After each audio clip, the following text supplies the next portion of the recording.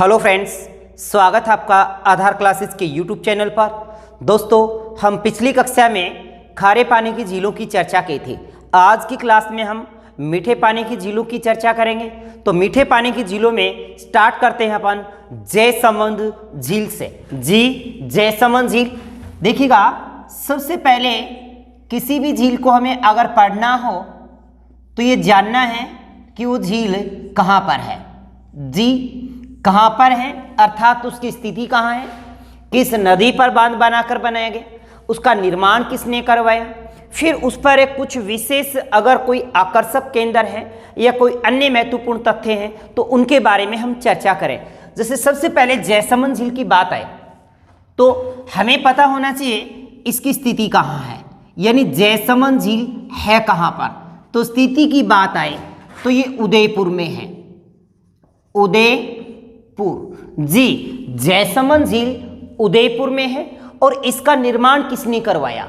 महाराणा जयसिंह ने 1685 ईस्वी को गोमती नदी पर बांध बनवा करके एक झील का निर्माण करवाया, वो कहलाई जयसमंद झील। ये राजस्थान के मीठे पानी की सबसे बड़ी कृत्रिम झील है, क्योंकि हम झीलों को अगर पढ़ें तो दो ही प्रकार की माने, एक तो प्राकृतिक झील और एक कृत्रिम झील।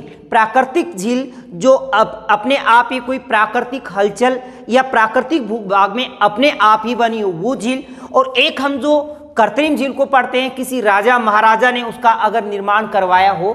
तो देखिएगा, सबसे पहले जयसमंद झील स्थिति की बात करें उदयपुर, फिर बात आती है इसका निर्माण किसने करवाया।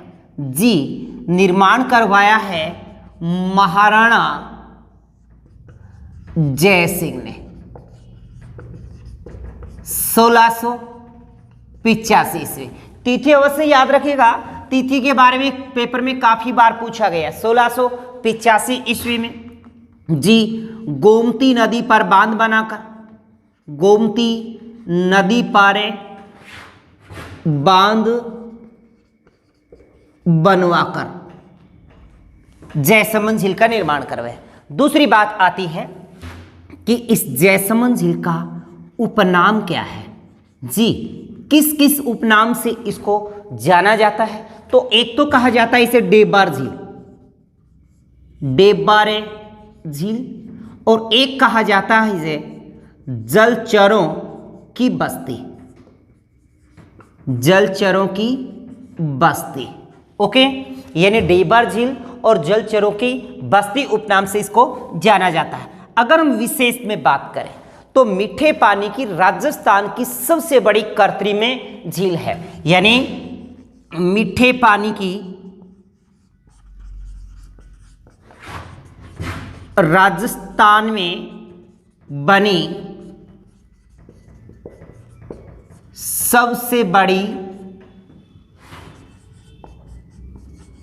कृत्रिम झील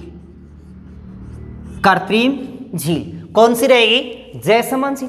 अब बात आती है कि इस जयसमंद झील को जलापूर्ति किससे होती है, यानी जल की आपूर्ति कहां से होती है?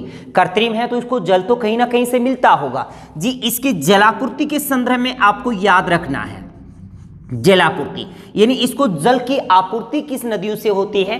तो झावर और बागर नदी से इसको जलापूर्ति होती है। झावर नदी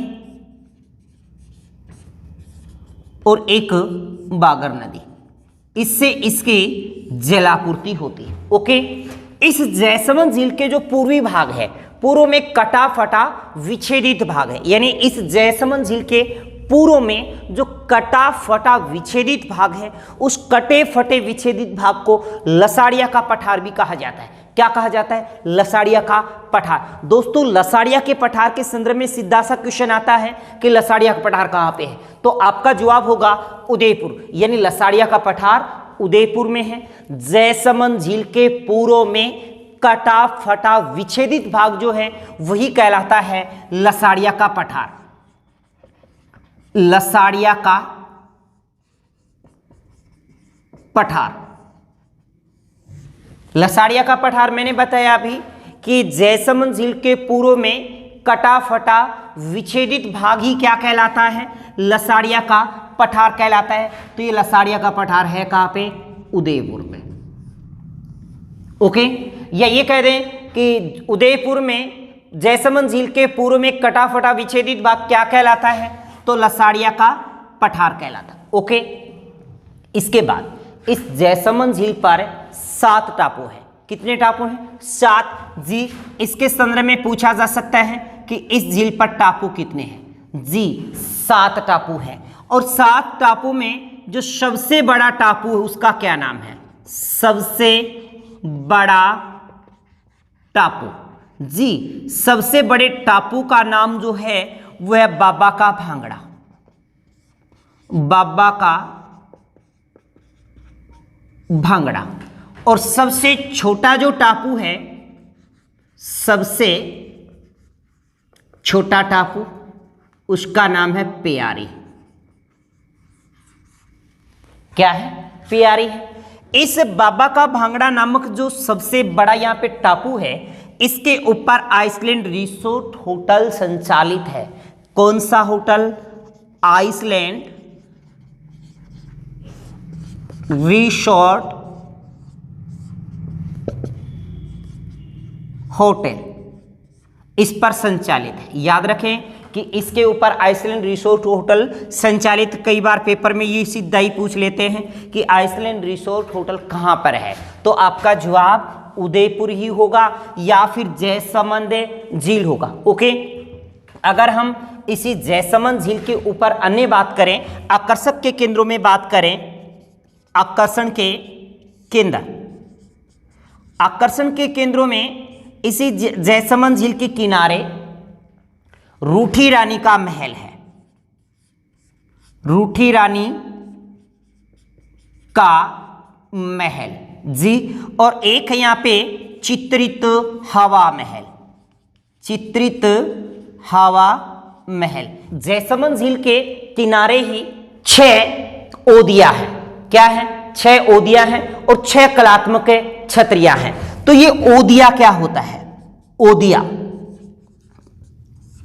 6 इस पे क्या है? ओदिया है। ये ओदिया क्या है जी? ओदिया इसी जयसमंद झील के किनारे जयसमंद अभ्यारण्य में है।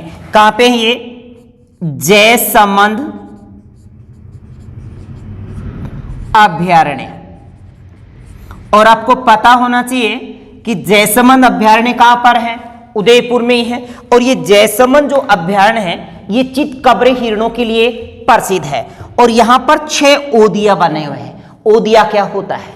जंगली जानवरों को देखने के लिए स्तंभनुमा यानी स्तंभ के आकार का होता है। इस प्रकार से ऊंचा बना हुआ होता है स्तंभ के आकार का, और इसके अंदर सीढ़ीनुमा भाग होता है, यानी इसके ऊपर चढ़ करके यहां और इसे जंगल के अंदर देखा जा सकता है। यानी जंगलों को देखने के लिए या जंगली जानवरों को देखने के लिए जो सीढ़ीदार स्तंभ बनाया जाता है वो कहलाता है ओदिया।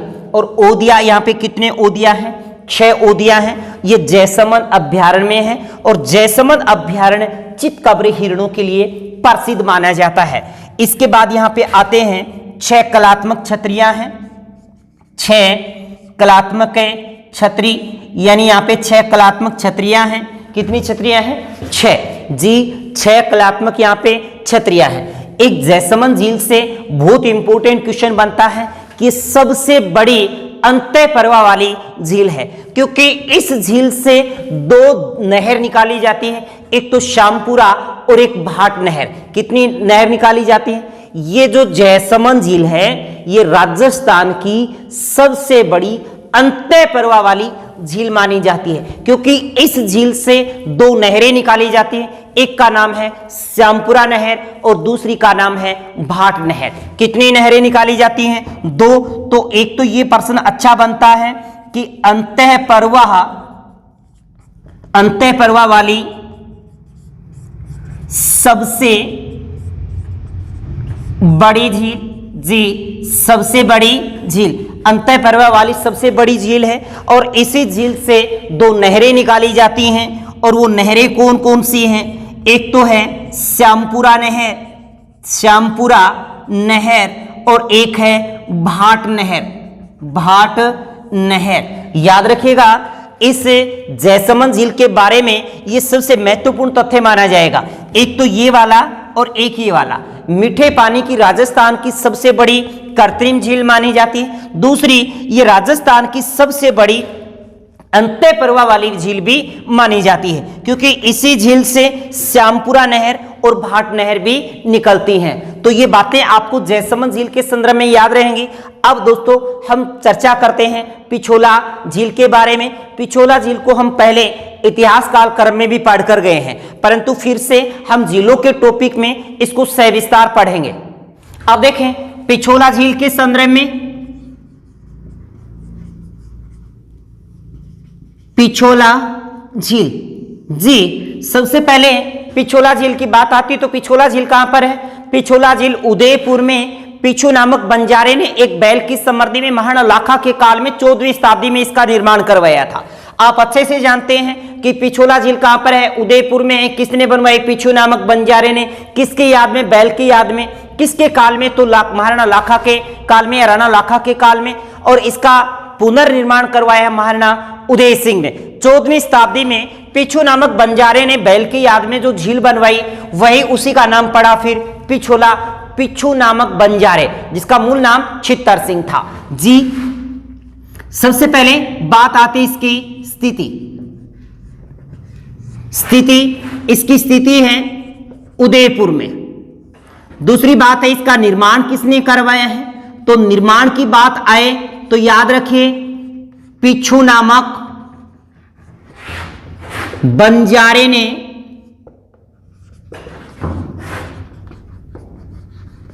बैल की स्मृति में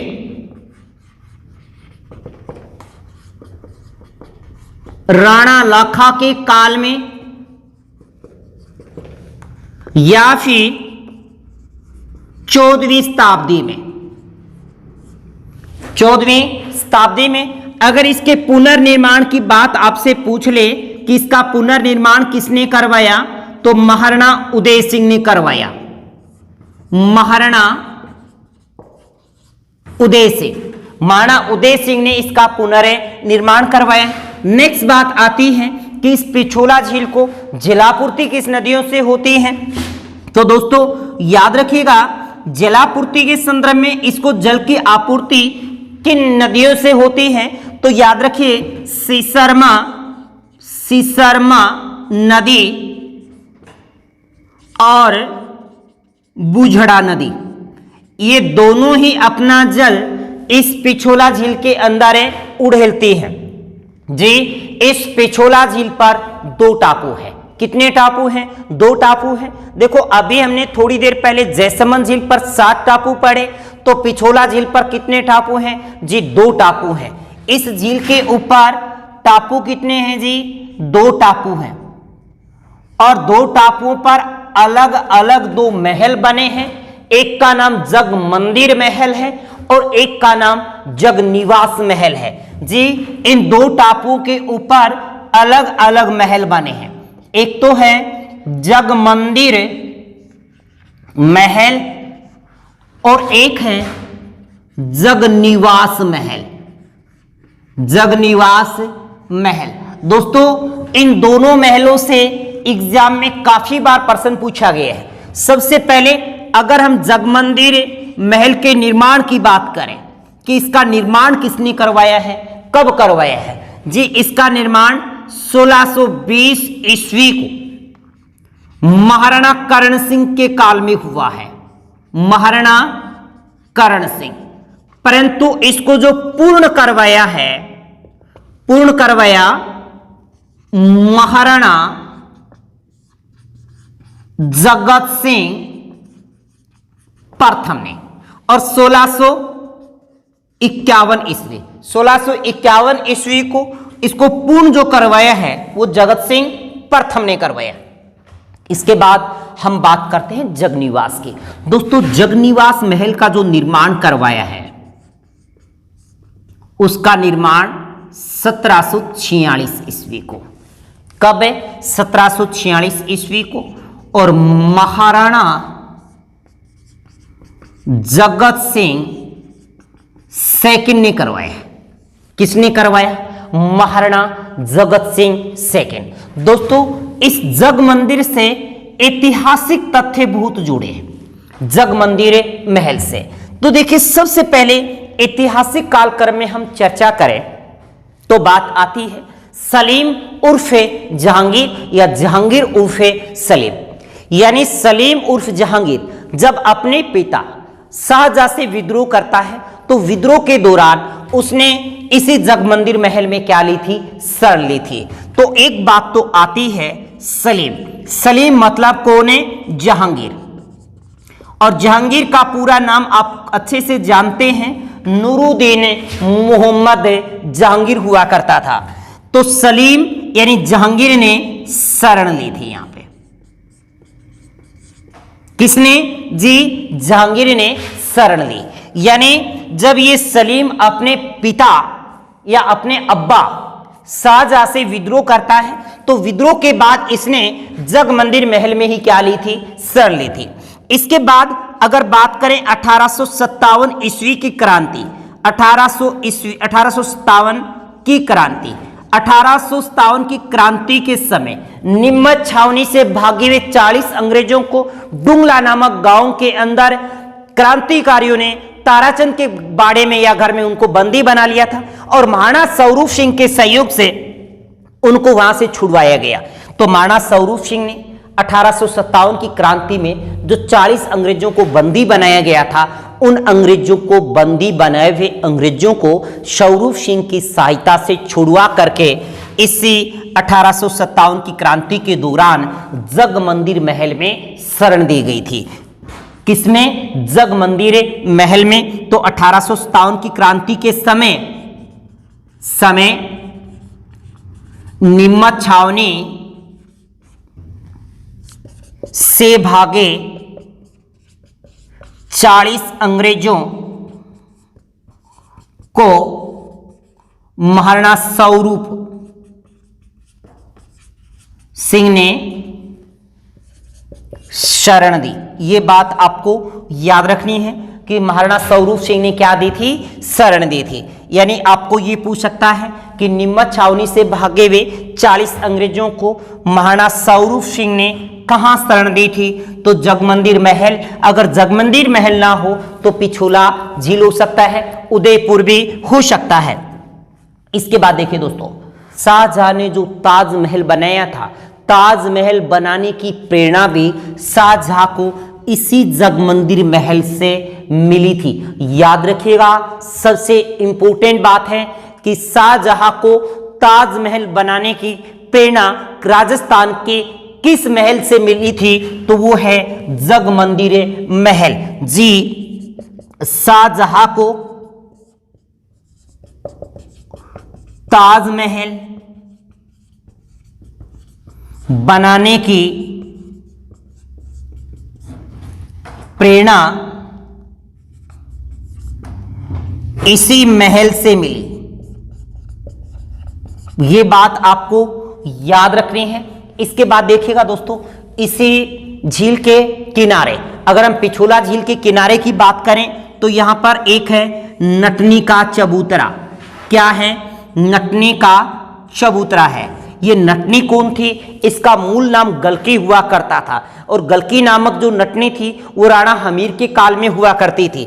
तो नटनी नामक नटनी का जो चबूतरा है वो बिजोरी नामक गांव में है। कहां पे है, बिजोरी गांव।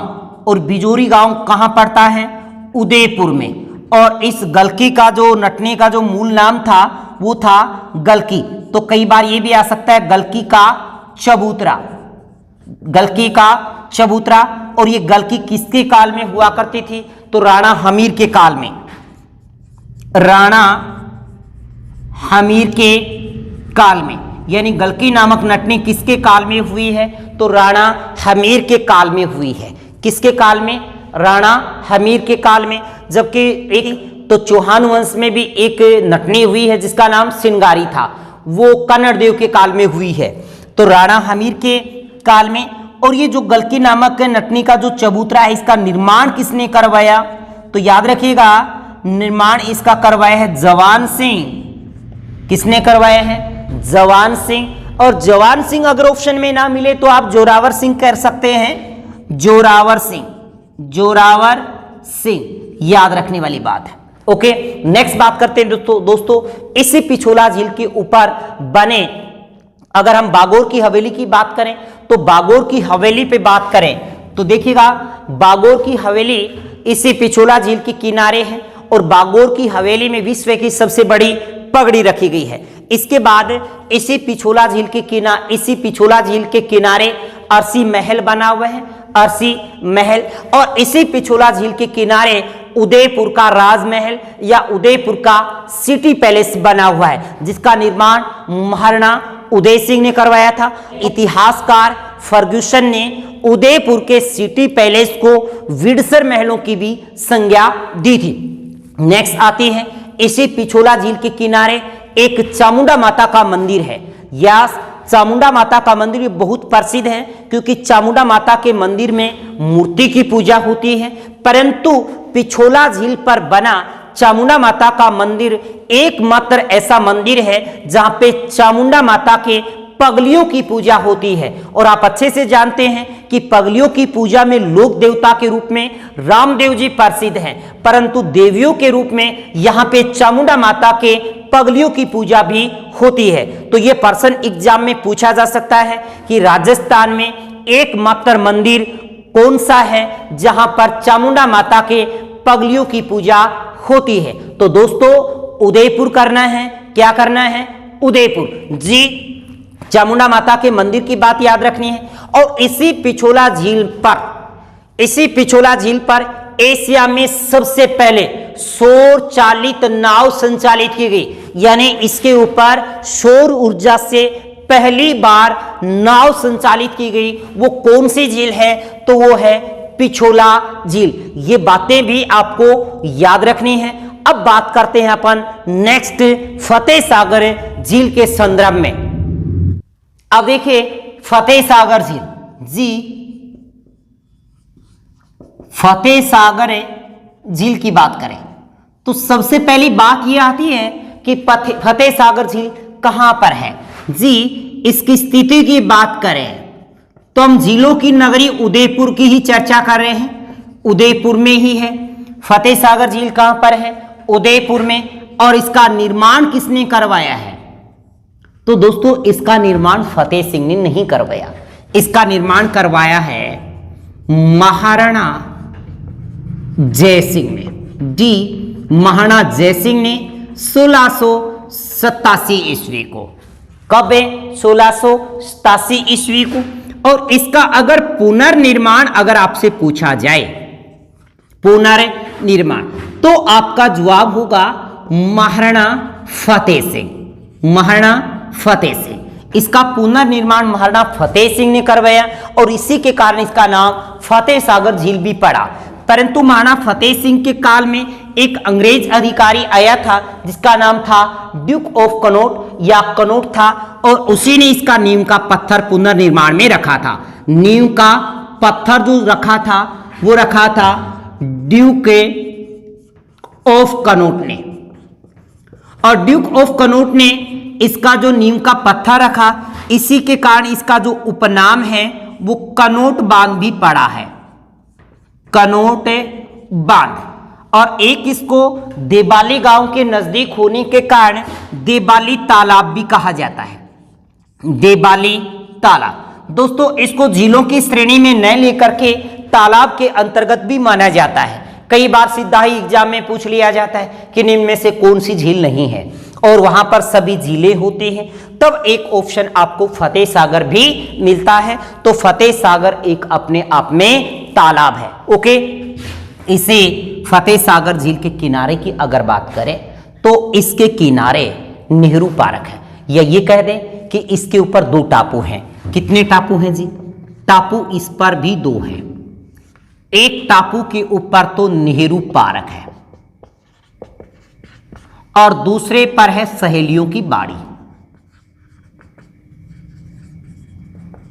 सहेलियों की बाड़ी। नेहरू पार्क यानी एक टापू पर नेहरू पार्क है और दूसरे पर है सहेलियों की बाड़ी। दोस्तों ये काफी बार सहेलियों की बाड़ी के बारे में पूछा जाता है। महाराणा संग्राम सिंह की 18 रानियां हुआ करती थी। कितनी? महाराणा संग्राम की 18 रानियां हुआ करती थी और उन 18 रानियों के लिए महाराणा संग्राम सिंह ने एक बगीचा टाइप बनवाया जिसका नाम पड़ा सहेलियों की बाड़ी। जी याद रखिएगा, इसका जो निर्माण करवाया दोस्तों वो करवाया है महाराणा संग्राम सिंह। जी महाराणा संग्राम सिंह। तो महाराणा संग्राम सिंह तो देखो महाराणा संगा भी हुए हैं और एक संग्राम सिंह और भी हुए सेकंड। तो महाराणा संग्राम सिंह ये सेकंड हुए हैं, महाराणा संगा नहीं है। तो महाराणा संग्राम सिंह ने सहेलियों की बाड़ी बनाई या बनवाई और कितनी रानियों के लिए? 18 रानियों के लिए। याद रखिए 18 रानियों के लिए उन्होंने जो एक बगीचा टाइप जो बनवाया वही सहेलियों की बाड़ी कहलाई। और एक यहां पर क्या है? नेहरू पार्क है। दोस्तों याद रखिएगा इस एक टापू के ऊपर सौर वेधशाला भी है, सौर वेधशाला। जी याद रखिएगा एक टापू के ऊपर सौर वेधशाला है और दूसरे के ऊपर ये सहेलियों की बाड़ी है। नेक्स्ट बात करें इसी झील के किनारे की बात करें तो इसी के झील के किनारे थोड़ा आगे बढ़े तो मोती मगरी उदयपुर के अंदर अश्वारूढ़ी, काफी बार पेपर में पूछा गया है, अश्वारूढ़ी कांस्य प्रतिमा महाराणा प्रताप की। याद रखिएगा महाराणा प्रताप की अश्वारूढ़ी कांस्य प्रतिमा कहां पे है? तो आपका जवाब होगा दोस्तों मोती मगरी, और मोती मगरी पड़ता है उदयपुर में, मोती मगरी उदयपुर में। नेक्स्ट बात जो सबसे इंपॉर्टेंट है, हमने देखो अभी थोड़ी देर पहले पिछोला झील पढ़ी है। अब पिछोला झील और इस फतेह सागर झील दोनों को जोड़ने वाली एक झील है जिसका नाम है सौरभ सागर झील। और सौरभ सागर झील को यानी दो झीलों को जोड़ने वाली झील को तंग झील भी कहा जाता है। तो वो है सौरभ सागर झील। और सौरभ सागर झील सौरभ सिंह, महाराणा सौरभ सिंह ने इसका निर्माण करवाया है और ये उदयपुर में ही है, उदयपुर में। और इसको तंग झील माना जाता है। तंग झील का मतलब है दो झीलों को जोड़ने वाली झील। और किन दो झीलों को जोड़ती है? एक तो याद रखना पिछोला झील व फतेह सागर झील को जोड़ती है। ओके, यानी पिछोला झील और फतेह सागर झील को जोड़ने वाली तंग झील कौन सी है? तो आपका जवाब होगा सौरभ सागर झील। क्या रहेगा? सौरभ सागर झील। अब देखिएगा इसके बाद जो है झीलों में अगर हम उदयपुर की अन्य झीलों की बात करें तो एक है उदय सागर झील, उदय सागर झील। याद रखिए उदय सागर झील उदयपुर में ही है और इसका निर्माण महाराणा उदय सिंह ने करवाया है, महाराणा उदय सिंह ने। आप अच्छे से जानते हैं कि आयड़ नदी जब गोगुंदा की पहाड़ियों से निकलती है यानी आयड़ नदी उदय सागर झील में गिरती है और उदय सागर झील में गिरने के बाद जो आगे नदी के रूप में निकलती है तो बेड़च कहलाती है। और इसी उदय सागर झील में गिरने के बाद आयड़ नदी ही बेड़च से कहलाती है। ये बात आपको याद रखनी है। अन्य झीलों में अगर हम बात उदयपुर की करें तो उदयपुर में एक झील और है जिसका नाम है गोवर्धन सागर झील, गोवर्धन सागर झील। जी गोवर्धन सागर झील भी कहां पर है? उदयपुर में है। आज की जो हमने क्लास में जो चर्चा की वो झीलों की नगरी उदयपुर में कौन कौन सी झीलें हैं। अगली क्लास में हम राजसमंद झील की चर्चा करेंगे, अन्य झीलों को सविस्तार पढ़ेंगे, चाहे वो फोई सागर झील हो चाहे वो आना सागर झील हो, सभी झीलों को सविस्तार 1 बाय 1 पढ़ते जाएंगे। यानी वहां पर कौन से ऐतिहासिक कालक्रम से जुड़ी कौन सी बातें हैं, वहां पे आकर्षण के केंद्र कौन से, वहां से क्वेश्चन एग्जाम में काफी बार पूछा जाता है। तो दोस्तों वीडियो अगर आपको अच्छा लगा हो तो अपने मित्रों में शेयर करें और स्वयं इसे लाइक और कमेंट करें। All the best, thank you.